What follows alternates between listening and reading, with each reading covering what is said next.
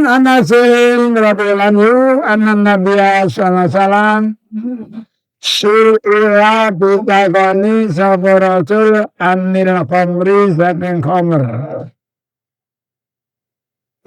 Takhadu kang alat digawe kala ing cukai.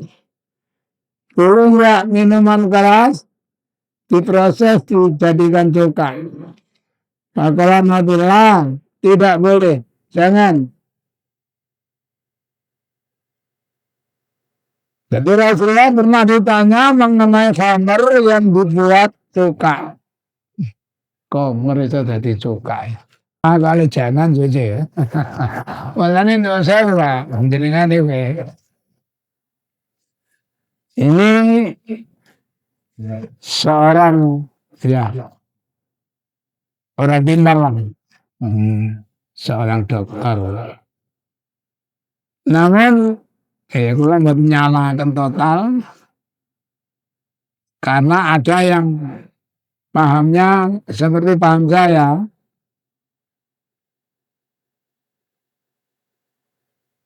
Abi Hurairah radhiyallahu ta'ala da'a rajulun ila Rasulillah sallallahu alaihi wasallam faqala ya Rasulullah inni rajulun a'ma laisa li qaidun yakuduni la masjid fasala ayyuraki salahu barakoso falamma wala da'ahu hadas ma'un nida adisalam qala na'am qala fa'ajib. Nah ini Pak. Dari Abu Hurairah terus ada seorang laki-laki datang menemui Nabi seraya berkata, ya Rasul, kami ini lelaki yang tunanetra. Kami tidak punya keluarga yang bisa membimbing kami ke masjid. Tolong berikan kami keringanan untuk sholat di rumah. Nabi memberikan keringanan, baiklah kalau alasanmu itu aku perbolehkan kamu sholat di rumah. Malam setelah orang itu mau beranjak meninggalkan Nabi, Nabi memanggil kembali, tasma'un nida di sholat. Apakah kamu di rumah mendengar panggilan adzan? Qala na'am, ya kami mendengar. Qala fa'ajib. Kalimat fa'ajib ini ya. Beliaunya memberikan makna jawablah. Jadi nang omah ke rumah adzan jawablah walaupun gak jamaah gak apa-apa. Terjadi kasus Pak. Kampus cedek masjid. Begitu mendengar adzan, ada salah satu mahasiswa, Pak, sudah adzan, kan nggak salah dulu. Ya nggak apa-apa. Nanti salah sendiri, nggak masalah. Alasan gua. Nah, Pak Ajib itu kebanyakan mengartikan penuhilah panggilan adzan. Kalau Pak Ajib jawablah, mau boleh berjamaah. Adzan yang berumur sendiri melak Allah Akbar, Allah Akbar. Asyhadu an la ilaha illallah wa ana. Sebenarnya komar imam itu olah toleh nang direk wong ini. Apa repot-repot wong jawab wis cukup. Nah, ini berarti salah memahami kalimatnya. Kenapa saya katakan salah? Rasulullah berkata, apabila waktu salat masuk dikumandangkan adzan bersamaan dengan turunnya hujan, jangan kamu ucapkan hayya 'alas shalah. Ucapkanlah as-salatu firrikal. Lakukan sholat di rumah-rumah. Ternyata Nabi tidak mau memberatkan. Kalau sampai mendengar hayya 'alas shalah, nggak datang itu berarti dosa. Sama-sama tuh ya. Boleh, dia termasuk orang ini. Ada seorang masjid, begitu masuk masjid, imam dan para makmum sudah mulai ruku. Dia langsung ikut ruku. Begitu salam, ikut salam. Nabi itu kalau tidak melihat bisa tahu Pak, apa yang dilakukan orang yang di belakang.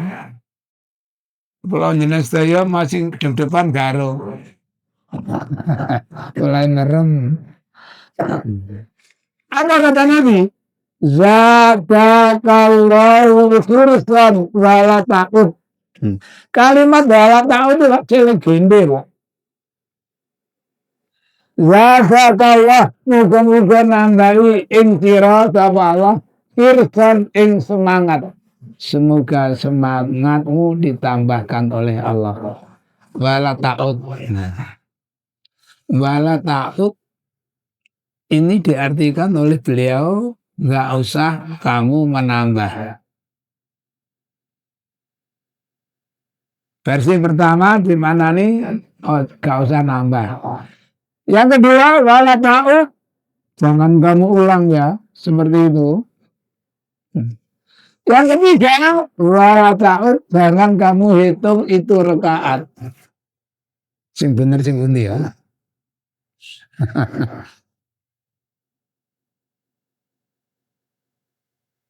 Lah, ojo, gak apa-apa. Lah, gak apa-apa, ojo. Jangan. Ya, ini karena ketidaktahuannya. Mulai nuzul, Pak. Saya akan nyebal, Pak. Ada organisasi Islam yang khutbahnya bahasa Arab. Mungkin dengan semerap maksud saya ya. Khutbahnya bahasa Arab. Ketika ditanya, Pak, di Indonesia itu tidak semuanya ngerti bahasa Arab. Kalau khutbah menggunakan bahasa Arab bagaimana? Makanya di tempat ngaji ngerti ngaji. Jangan terus.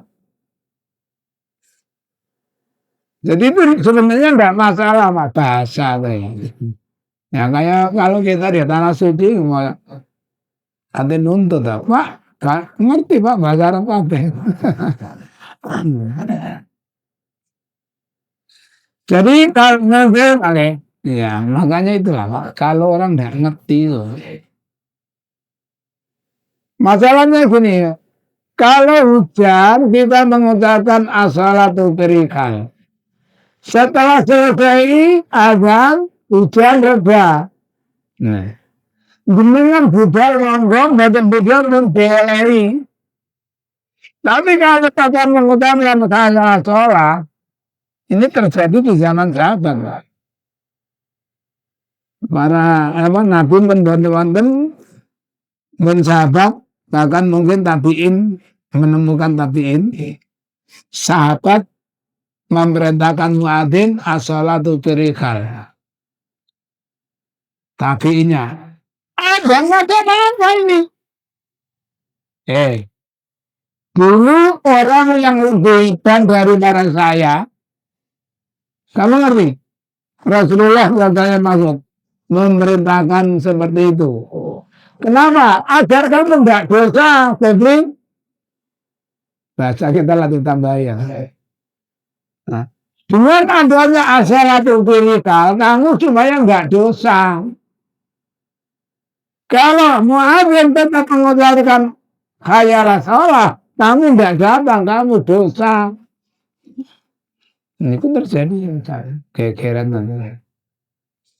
Makanya tetap diupayakan. Asmatun tak maaf. Allah wa inna asmatun. As-salatu firikal menjadi ketetapan.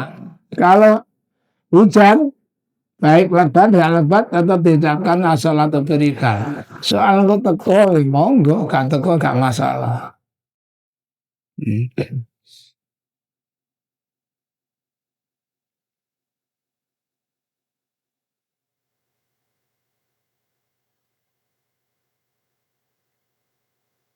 Buta Bali bil khamri, mengobati dengan khamr.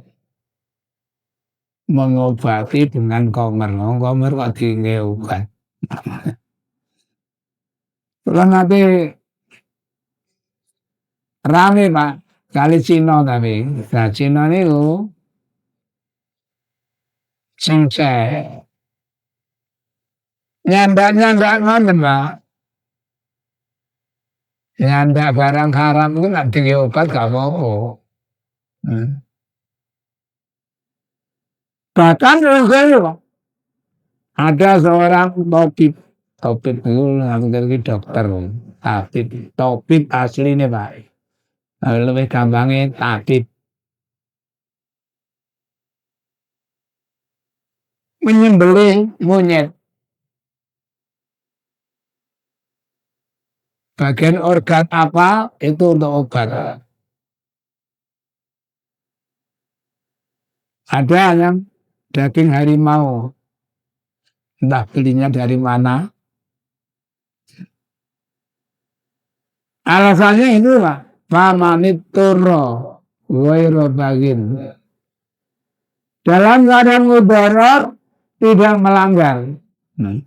Kadang mari kita dengarkan hadis ini Pak. Anwa'il al-qadrami an-natariqa menaswaib al-bukyu sa'ala takon sopo swaib an-nabiya ingkang Nabi sallallahu alaihi wasallam anil khamri saking khamr panahayu mongko nglarang sapa Nabi ing tarik tarik bin suwaid au karuwe pemiti sama Nabi ayasna'aha yang tergawe sapa wong ing khamr Pakola tarik inama asna'uha satune gawe kula ing khamr lis bawain kanggo obat ang Nabi tujuan kula damel khamr kangge obat. Pakola dawuh sapa Nabi innahu sabune khamr laisa bidawai. Khamr itu bukan obat. Walakin al-ba'un justru khamr menjadi penyakit, menimbulkan penyakit. Wali apa ya? Nanti wong jamu barang haram tak apa nggih jamu. Sing lucu malih Pak, kula nireng piyambak iki biyen ta Mbak. Minuman memang haram, tapi nang sithik wis gak dosa. Enak ya, enggak hukum ya. Haram, nang sithik berarti wis gak dosa. Iki lho, ulama sapa. Lha iya, zaman ku Muawiyah. Zaman Muawiyah niku badhe Jumatan menemukan napa rambut sufaan napa namine. Terus dia cara samangin ini ubah biar ambil canggur Pak. Nah, dibawa diserahkan kepada satpam. Muawiyah melihat diminta dibawa diminta. Hari ini masih ada orang yang belum ada seperti ini. Siapa ulama kalian? Zaman itu Pak. Rasulullah mengutuk orang yang menyambung rambut dan yang minta disambung. Pelaku dan pekerja.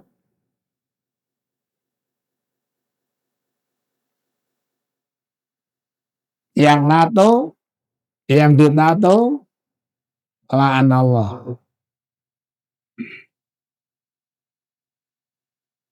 Nah ini terjadi Pak.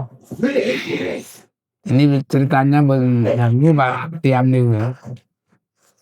Ujung Pak, awak ini mboten ketok kulite. Tato beres. Masya Allah Ustaz, kalau orang itu masuk ke masjid, ya, tidak ada orang yang berani melihat. Nah, akhir-akhir ini Ustaz, dia tuh menangis terus. Menyesali perbuatannya. Nah, sampai bilang sama saya, Mas, tolong carikan orang yang bisa memberikan pengarahan kepada saya. Bagaimana keadaan saya seperti ini? Saya jawab, kalau yang ini mau, sih membuat tiang, membuat kemedok. Mas, ya. Rasulullah bersabda, al-Islamu yahtumu maqoblah.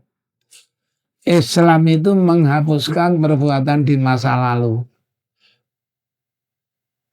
Kalau NATO dikarenakan ketidaktahuannya, insya Allah diampuni dosanya. Soal selanjutnya bagaimana terus wudunya itu urusan Allah. Tapi kalau sudah pernah dengar keterangan seperti itu, larangan seperti itu, coba-coba. Nah itu lain lagi. Sudah tahu tapi tetap di masjid. Dilanggar. Terus tetap dilanggar. Nah itu lain lagi.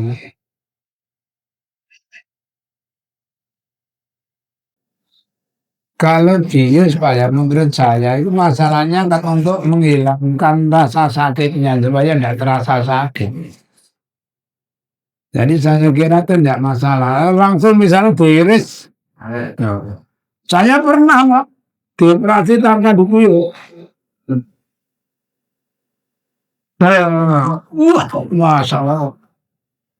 Ya ini buangnya diri Pak. Namun kalau bius walau tak kalau pengen pun mantan ibu jenengan tambah sakit. Nah ini kita memang sakit pasti diiris dong. Mantannya memang tadi mengenal-kenal. Jadi kalau masalah bius menurut saya insya Allah kalau mboten soalnya maaf ya menantu saya itu dibius belum sampai ini Pak langsung bengok Pak. Akhirnya anak kula niku ngamuk dengan ini rumah sakit ini. Jadi dibius dari sampai bereaksi ya. Jadi kalau masalah keserlo dilanggar terus tobat. Walau alam Bang ya. Karena orang yang sudah tahu resiko dilanggar itu namanya fasik. Wallahu la yahdil qaumal fasikin. Allah tidak menunjukkan orang-orang yang fasik. Walau alam itu ini saya tidak menegaskan.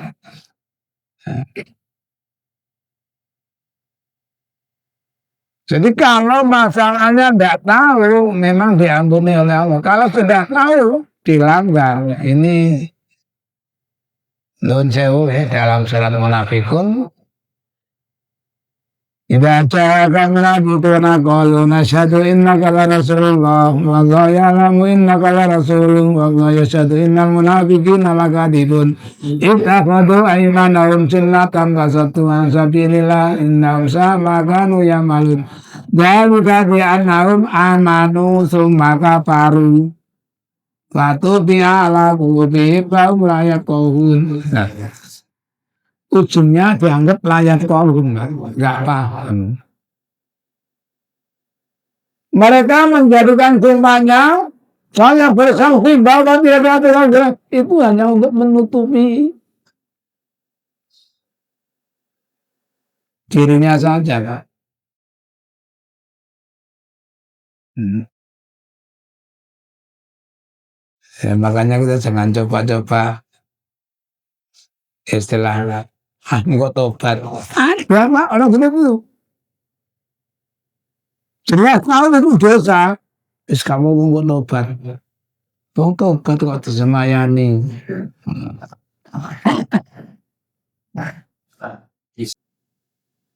Rasulullah bersabda, setiap anak Adam, ini apakah ada hubungannya apa enggak dengan pertanyaan Bapak?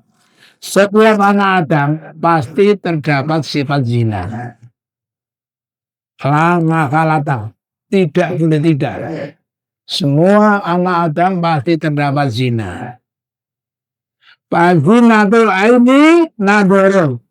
Zinanya mata memandang sesuatu yang maksiat. Delok arek ayu. Masya Allah. Sama jeneng ya delok arek ayu. Delok tok wae. Wazinatul lisan mangtiku. Zinanya mulut membicarakan. Seseorang yang sudah memintai lain jenisnya pasti akan selalu membicarakan. Bahkan kata LP. Apa mas? Kolat LP suka sih. Tak sehari pun berlalu tanpa bayanganmu. Tak semimpi pun berlalu tanpa dirimu. Kembali tak bener ini. Nah, ini zinanya mulut. Pas zina pagi, tamana. Zinanya hati berharap. Seandainya, andaikan, andai-andai. Nah, yang keempat, parju, kemaluan. Yustafiku al-tajudu. Ingin ikut membenarkan penglihatannya, pendengarannya, apa? Mulutnya, hatinya, al-yukadibu. Atau mendustakan.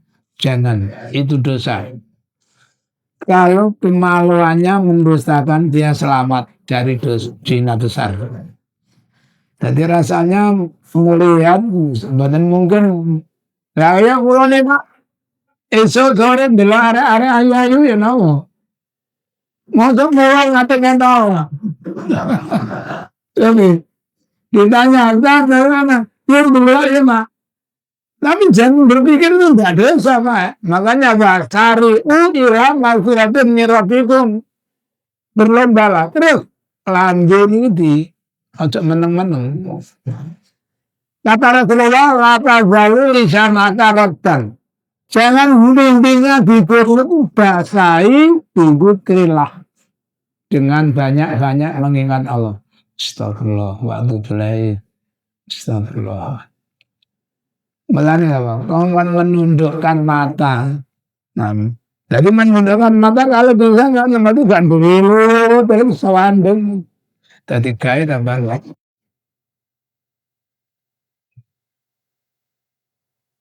Jadi soal mana ya itu bukan menyangkut masalah dosa besar. Kembali kepada al-Islamu ya dulu makobelah. Islam itu bisa menghapuskan, merobohkan perbuatan di masa lalu. Mungkin ada lagi, ada seorang sahabat, ya Rasulullah, kami dulu di masa jahiliyah, ya kami banyak melakukan hal-hal yang maksiat. Setelah Allah memberikan hidayah kepada kami, saya bisa mengetahui perbedaan antara yang baik yang buruk. Apakah perbuatan dosa saya di masa jahiliyah itu ada perhitungan? Apa jawab Rasulullah? Kalau setelah kamu masuk Islam, kamu terus bisa menjaga hal-hal yang dosa, perbuatan maksiat kamu di masa lalu dihilangkan. Tapi kalau setelah Islam kamu melakukan maksiat lagi, dosa di masa jahiliyah, dosa di masa Islam nanti diperbandingkan. Paman sakulat lawazinu seterusnya itu Pak. Agenti, abad ini. apike mbek eleke. Namun yang menentukan lagi Pak, yang sangat menentukan akhir hayat. Makanya di situ ada istilah muflis, Pak. Muflis, bangkrut. Nabi pernah bertanya, apakah kalian tahu apa bangkrut itu? Sahabat jawabannya sama dengan paham kita, Pak. Bangkrut ya orang yang sudah tidak punya sesuatu ya Rasul. Benar, itu kalau bangkrut di sini. Kalau bangkrut di sana justru lain. Orang yang datang menghadap Allah mendapat pahala sholat, puasa, haji, sedekah dan dade bengek. Napa dade bengek ini?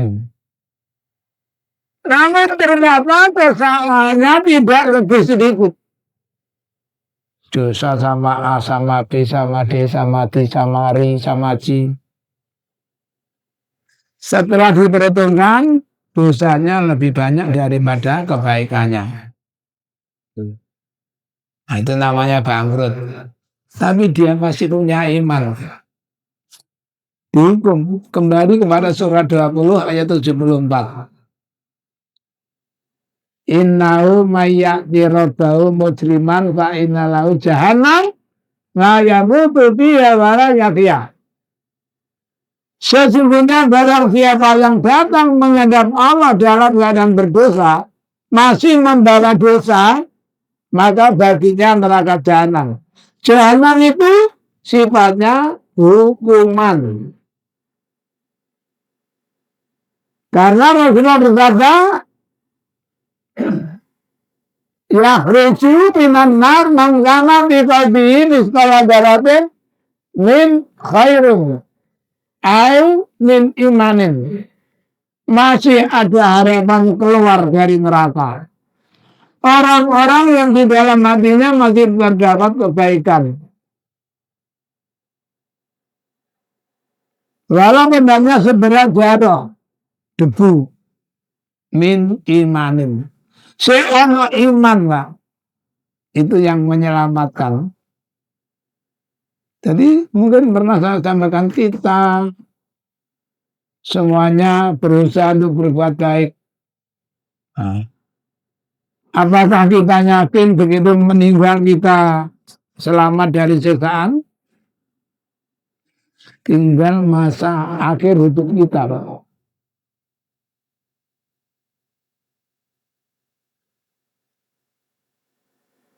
Inna rajula la ya'malu bi'amali alil jannah fima yarana katakanah bainahu wa bainal jannati ila sibran wa ya'maluna bi'amali alin nar fa yamutu pada kalan nar.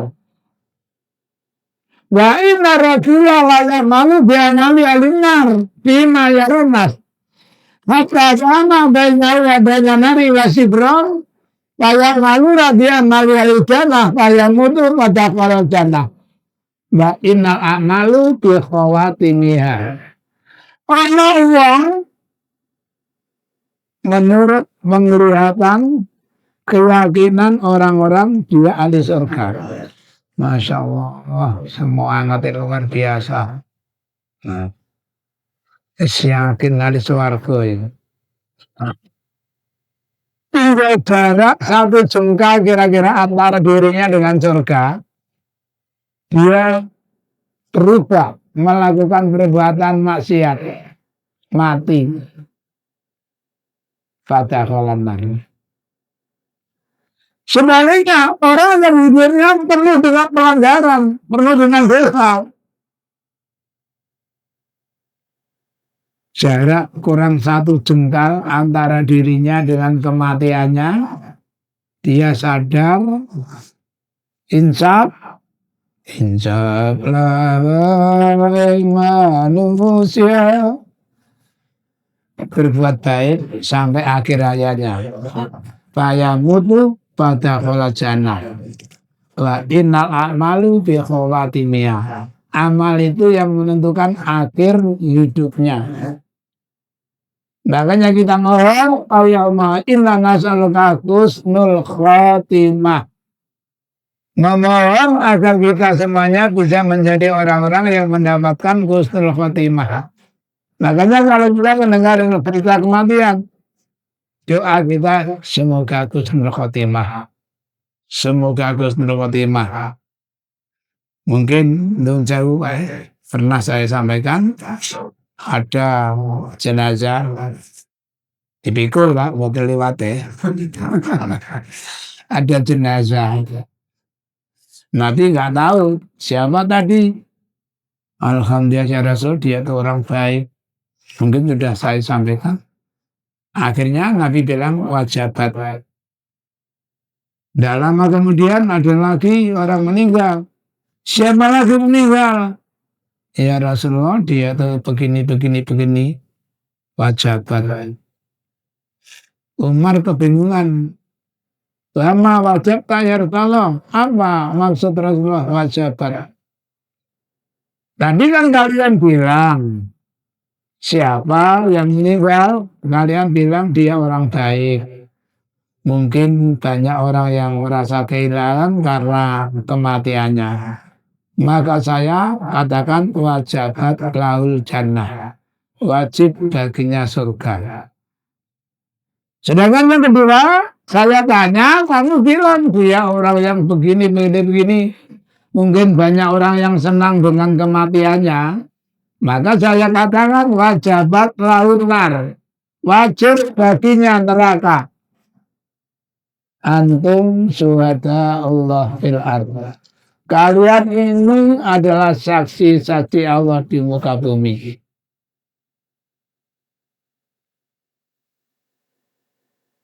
Jadi kita melihat betul satu saksi kan, monggo gue butuh seni, desa musim wani muni elek. Masih perbuatan, kita nih, wonten. Dua orang yang satu ini teman kita, mitra usaha kali tiang ini. Sambatan terus, masalah ditaruh, mulai sumpah kerasaan itu. Oh bocah usaha ini melaku ya wis penon duit piro ini tanggawane kula tukan sepeda nyar di darat waktu niku 2 wulan yo mas sepeda ongkel di sepeda nah ya apa pun satu saat datang bocah geremangan. Lah kok yang ini geremangan. Kaya macam. Lah nang ndi dia omong gak sing bidang. Itu juga berasa. Ngoten iki mboten sampe lho. Karena jebuse pun misalnya meninggal. Orang yang diserah itu, bapak-bapak, ibu, monggo nggih, bapak ini disaktikan orang baik. Nggih. Napa kalau ketemu yang baik? Apa nih salam datang? Gue salam itu saya no datang. Gue saya. Ada banyak. Ada enak. Enggak loro atine wong dianggap tiang saya.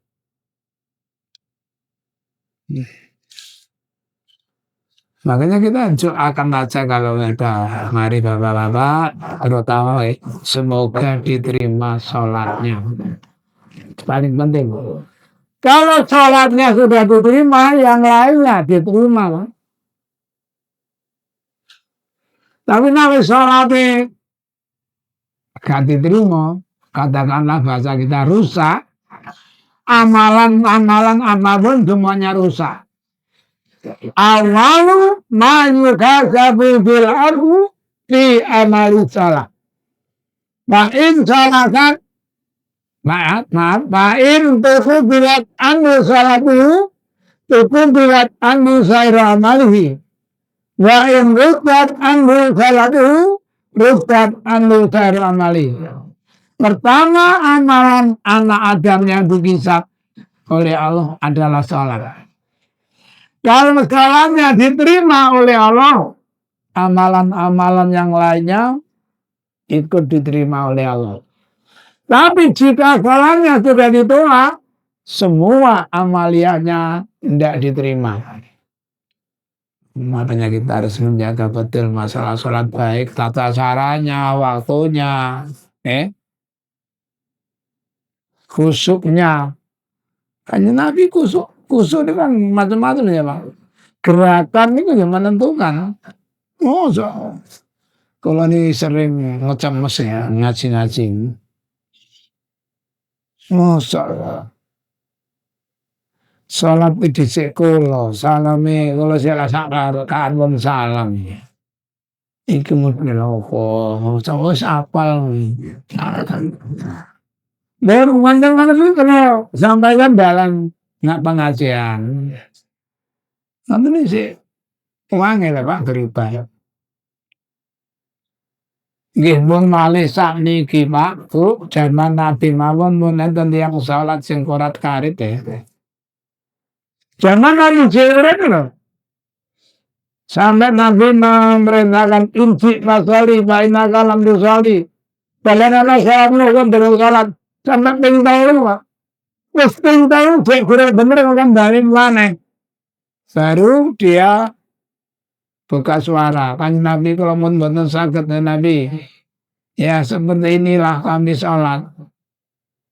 Kalau ternyata sholat ini belum benar, tolong ajarkan kepada kami bagaimana sholat yang benar. Idza kumta ila sholati fasbighil wudu. Pertama, ngakon kate sholat, sempurnakan dulu wudumu. Summa takbir ibadah takbir, menghadap ke kiblat baca takbir. Summa qra' mata yang sarah makan Al-Qur'an. Bacalah setelah mereka surat yang kamu hafal. Sumarka hatta tatma'inna raki'an. Kemudian rukuklah, tunggu kamu bentar-bentar tenang dalam posisi rukuk. Rukuk itu hasara dari meluruskan punggung. Sumarka hatta yaudah kuat akorim makanahu. Kemudian angkatlah kepalamu hingga tulang belakang kembali pada posisinya. Sumajud seterusnya.